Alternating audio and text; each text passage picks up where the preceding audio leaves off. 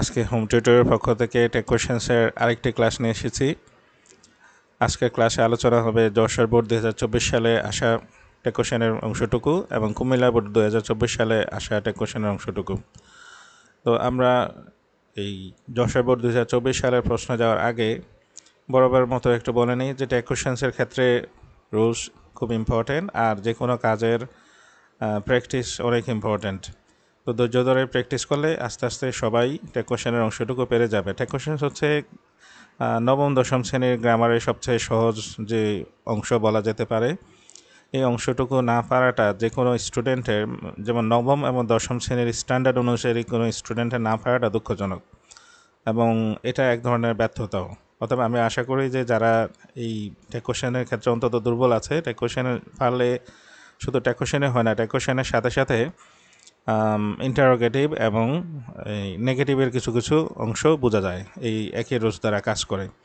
অতএব take question পারাটাও একটা ভালো স্কিল। তো আমরা আজকে যশোর বোর্ড 2024 সালে টেক কোয়েশ্চেনের অংশটাকে দিয়ে শুরু করতে চাচ্ছি।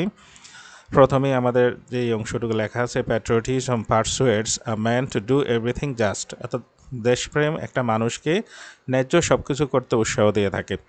তো আমাদের এখানে আমাদের প্রথম যে কাজটা সেটা হচ্ছে কি, আমরা এখানে অক্সিলারি ভার্ব খুঁজবো এই সেন্টেন্সের মধ্যে।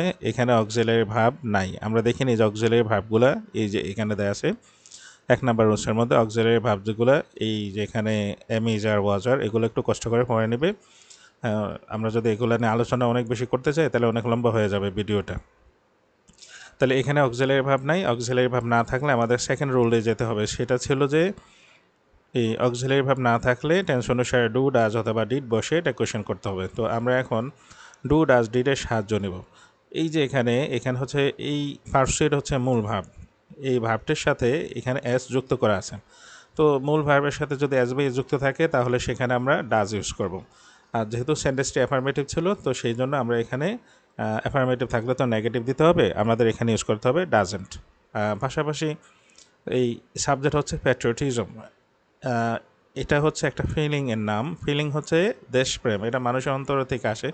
তো যেহেতু এটা বস্তুবাচক একটা জিনিস, সেখানের পরিবর্তে আমরা এখানে ইট ইউজ করব, ইট। তাহলে এখানকার টেক কোয়েশ্চেনটা হচ্ছে ডাজেন্ট ইট।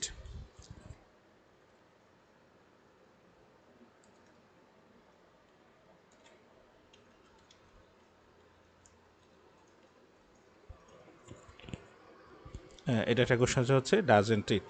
তো আমরা এটাকে একটু হাইলাইট করে নেই, একটু কালারটাও চেঞ্জ করে নিই যাতে বোঝার সুবিধাতে হয়। এই যে ডাজেন্ট ইট। দ্বিতীয়টা যেটা হচ্ছে a patriot hardly fears anybody, একজন দেশপ্রেমিক আসলে কাউকে তিনি ভয় করেন না। হার্ডলি মানে একেবারেই প্রায় না। তো হার্ডলি থাকলে আমাদের একটা রুল আছে, হার্ডলি থাকলে এই যে 7 নম্বরে সেন্টেন্সে hardly scarcely seldom rarely few little ইত্যাদি থাকলে নট বসতে হবে না। তো আমাদের এখানে নট বসাতে হবে না। তো আমরা দেখি যেটা দেখি আছে এটা তো একই অবস্থা, ভার্বের সাথে এস বাই এস আছে, এস আছে। তো ভার্বের সাথে এস থাকলে আমাদের বসানোর কথা ছিল ডাজ নট। তো এখানে নট তো আর হবে না, শুধু ডাজ হবে আর সাবজেক্ট হবে আ প্যাট্রিয়ট, মানে হচ্ছে একজন দেশপ্রেমিক। একজন দেশপ্রেমিক পুরুষ বা মহিলা যে কেউ হতে পারেন, এই জন্য আমরা দুটোই এখানে উল্লেখ করে দেব।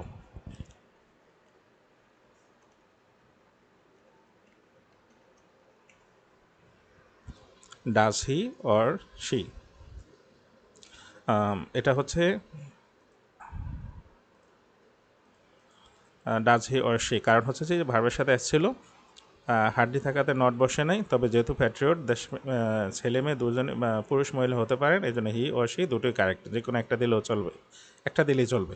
পরীক্ষা হলে দুটা না লিখলেও হবে। তো এভরিবডি রেসপেক্টস আ প্যাট্রিয়ট, এই এভরিবডি এটা হচ্ছে সিঙ্গুলার, প্রত্যেক, এই জন্য এখানে ভার্বের সাথে এস বাই এস দেওয়া আছে। কিন্তু আমাদের নিয়ম হচ্ছে এভরিবডি যদি থাকে তাহলে সেখানে আমাদের দে ইউজ করতে হবে প্রোনাউন হিসাবে এই এটার পরিবর্তে।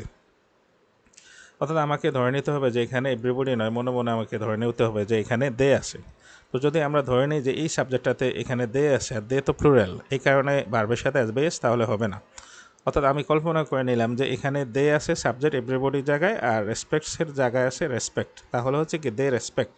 তো সেই ক্ষেত্রে যেহেতু মূল ভাব হয়ে যাচ্ছে, সেই ক্ষেত্রে আমাকে বসাতে হবে ডোন্ট, যেহেতু অ্যাফার্মেটিভ ডোন্ট, আর সাবজেক্টের জায়গায় দেবো দে, ডোন্ট দে।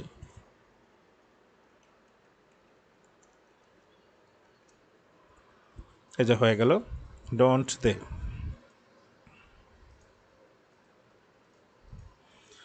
এবার আমরা আসি what an outstanding quality it is. তো এখানে আমাদের এই যে অক্সিলিয়ারি ভার্বও দেয়া আছে, সাবজেক্টও দেয়া আছে, শুধুমাত্র যেহেতু এটা অ্যাফার্মেটিভ আমাদেরকে একটু কষ্ট করে ডট ইউজ করতে হবে। আমরা তাহলে লিখব ইজেন্ট ইট।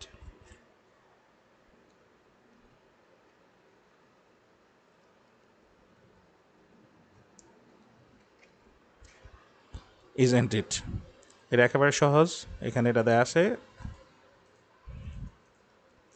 এবার একবারে লাস্ট নাম্বারে যেটা দেওয়া আছে লেটস বি প্যাট্রিয়ট, চলো সবাই দেশপ্রেমিক হয়ে যাই।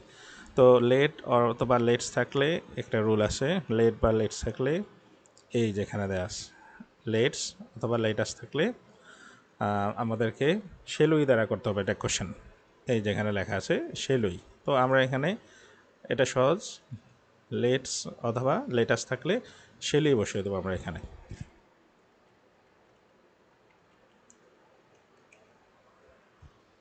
এই যে এখানে আমরা বসিয়ে দিলাম শেলুই। তাহলে যশোর বোর্ড 2024 সালে যে অংশটুকু ছিল সেটা সমাধান হয়ে গেল কোশ্চেনের। এবার কুমিল্লা বোর্ডের 2024 সালের অংশটুকু সমাধান করব। এখানে লেখা আছে slow and steady wins the race. এখানে ভার্ব দেখে আমরা বুঝতে পারছি এটা মূলত সিঙ্গুলার একটা সাবজেক্ট উইন্স। এখানেও ভার্বের সাথে অ্যাজ বাই এস আছে। আমরা আগের নিয়ম অনুসারে ভার্বের সাথে অ্যাজ বাই এস থাকলে আমরা ডাজ ইউজ করবো, আর যেহেতু অ্যাফার্মেটিভ এই জন্য এটা হবে ডাজেন্ট। এখন কোশ্চেন হচ্ছে এই যে স্লো অ্যান্ড স্টেডি এটা দ্বারা কি বোঝায়? এখানে মূলত দুজন ব্যক্তিকে বোঝানো হয় না, এমন কোনো ব্যক্তি যার এই দুটো গুণ আছে এটা মূলত বুঝিয়েছে। যিনি ধীরভাবে এবং দৃঢ়তার সাথে অগ্রসর হন তিনি মূলত এই রেস বা কম্পিটিশনে বিজয়ী হন। তাহলে আমরা এখানে এখানে এই যে অ্যাস থেকে পেলাম ডাজেন্ট, আর এটা তো মূলত যেহেতু একজন ব্যক্তিকে বোঝায় বা একটা ইয়েতে, এজন্য আমরা হবে ডাজেন্ট ইট।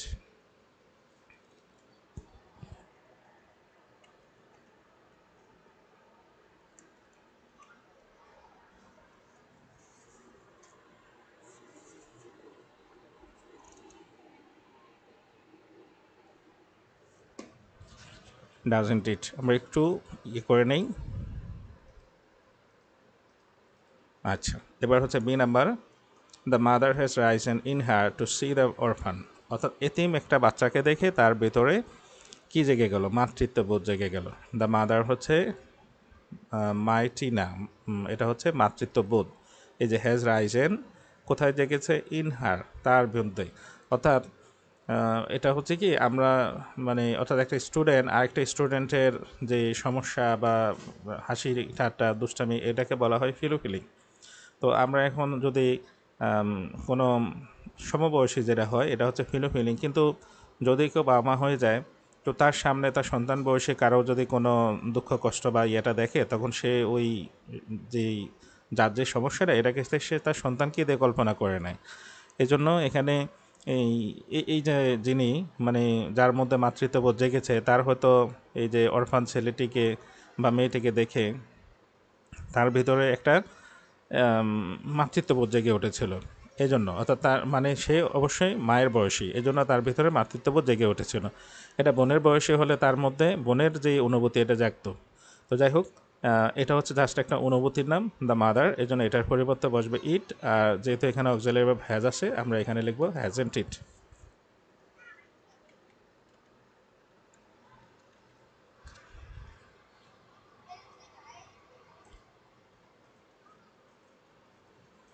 Hasn't it. এবার এখানে he hardly cast a vote for me, এখানে হার্ডলি দেয়া আছে, এই যে হার্ডলি থাকলে নট হবে না। এটা আমরা আগেও একবার ইউজ করেছি, এখানে এই যে এখানে হার্ডলি ছিল, এখানে থাকলে নট হবে না, এই যেটাতে আমরা নট ইউজ করিনি। তো এখানেও হার্ডলি আসে, নট ইউজ হবে না। তাহলে হচ্ছে কি এখন আমাদের খুঁজে দিতে হবে অক্সিলারি ভার্ব যেহেতু নাই তাহলে ডু ডাজ ডিডের সাহায্য নিতে হবে। তো এই ক্ষেত্রে একটা জটিল বিষয় হচ্ছে কি আমার এখানে সাবজেক্ট দেওয়া আছে থার্ড পারসন সিঙ্গুলার। তো প্রেজেন্ট ইনডিফিনিটের রুল অনুসারে যদি সাবজেক্ট থার্ড পারসন সিঙ্গুলার হয় তাহলে ভার্বের শেষে এস বাই এস হবে। তো এখানে ভার্বের সাথে এস বাই এস নাই। কাস্টের সবগুলো একরকম, কাস্ট কাস্ট এবং লাস্টেরটাও ফার্স্ট পার্টিসিপলটাও কাস্ট। তো আমরা ধরে নিই না এটা মূলত ফার্স্ট ফর্ম, কারণ এটা ফার্স্ট ফর্ম হলে হির সাথে এটা ফার্স্ট ফর্ম হয়ে গেছে। যদি প্রেজেন্ট ফর্ম হতো তাহলে এস বাই এস লাগতো। তো ফার্স্ট ফর্ম হলে এই ভার্বের ফার্স্ট ফর্ম দেওয়া থাকলে আমরা লিখবো সেখানে ডিডেন্ট লেখার কথা ছিল, হার্ডলি থাকলে নট হবে না, শুধু ডিড হবে, আর সাবজেক্ট হচ্ছে হি। তাহলে আমরা এখানে লিখব ডিড হি।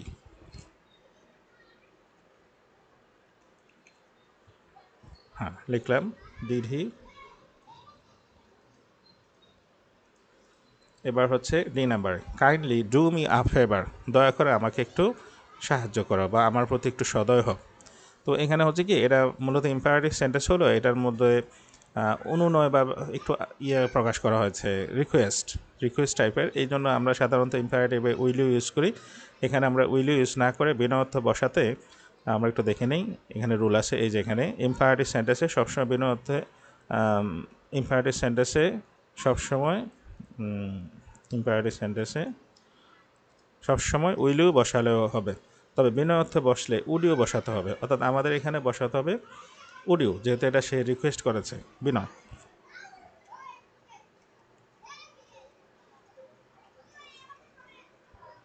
আমরা তো রিকোয়েস্টের ক্ষেত্রে কাউকে জোরালোভাবে কোনো কিছু বলতে পারি না যে না এটা তোমাকে করতেই হবে। এটা আমাদের সেই ক্ষেত্রে একটু মন নরম করে বলতে হবে, এই জন্য উডিও।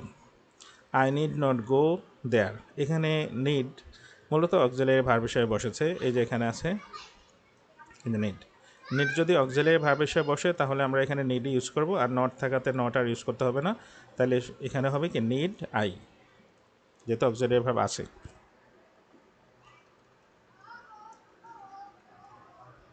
হ্যাঁ, নটও ছিল, এই জন্য নট ইউজ করা লাগলো না। কোশ্চেনের ক্ষেত্রে উল্টা হয়, অ্যাফার্মেটিভ থাকলে নেগেটিভ, নেগেটিভ থাকলে অ্যাফার্মেটিভ হয়ে যায়। আচ্ছা, তাহলে এবার আমরা যশোর বোর্ড এবং কুমিল্লা বোর্ডের টেক কোশ্চেন অংশটুকু সমাধান করে ফেললাম। আশা করি স্টুডেন্টরা সহজে এভাবে টেক কোশ্চেনের অংশ সমাধান করতে পারবে। টেক কোশ্চেনের নাম্বার না পাওয়াটা খুবই দুঃখজনক। অতএব টেক কোশ্চেনে একটু ভালো করে নাও, এই রুলসগুলো পড়ে নিতে পারো। আমি এখানে রুলসগুলো দেখাচ্ছি, একটু কষ্ট করে পড়ে নিলে আর যদি ভালোভাবে মুখস্থ করে নিতে পারো এবং বারবার প্র্যাকটিস করলে তখন আর এই রুলসগুলোর কথা বারবার মনে করতে হবে না, তখন অটোমেটিক্যালি তোমার মেধাই বলে দিবে যে এটা আসলে কী হবে আনসারটা। তো আজকে ক্লাস এটুকুই। কষ্ট করে দেখার জন্য ধন্যবাদ। আগামীতে ভিডিও এরকম দেখার জন্য হোম টিউটর সাবস্ক্রাইব করে নিলে খুশি হব। ধন্যবাদ সবাইকে।